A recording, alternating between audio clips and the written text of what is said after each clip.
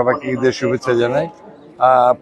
প্রতিকূল প্রাকৃতিক অবস্থায় আমাদেরকে মাঠ থেকে এখানে এসে নামাজ আদায় করতেছে।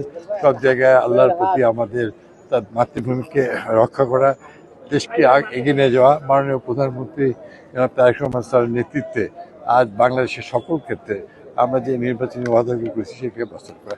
ইনশাল্লাহ রাজশাহীবাসীর কাছে এখানে উপস্থিত হচ্ছে আমার স্নেহের রাজশাহীর মাননীয় মেয়র মাহফুজুর রহমান লিটন, আমার ভাই রাজশাহীর জেলা প্রশাসক মাননীয় প্রশাসক ইরশাদ আলী সাহেব, আমার সঙ্গে আমাদের সকল দলের নেতৃবৃন্দ এবং সর্বস্তরের রাজশাহীবাসী হয়ে আমি সবাইকে আপনাদেরকে আমাদের এই মহানগরীর শান্তিপূর্ণ সহাবস্থান এবং ঈদের পবিত্র আনন্দ আমরা যেন সবাই মিলে আমরা যেন একে অপরকে সঙ্গে নিয়ে আনন্দ উদযাপন করতে পারি।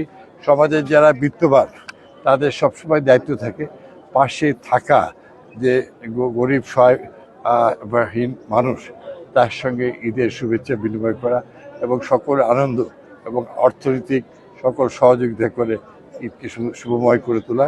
আগামী দিনে মাতৃভূমিকে এগিয়ে নিয়ে যাওয়ার জন্য একে অপরের হাত ধরে শান্তিপূর্ণ সহবস্থান নিশ্চিত করা। সবাইকে ধন্যবাদ। ঈদ মোবারক। ঈদ মোবারক।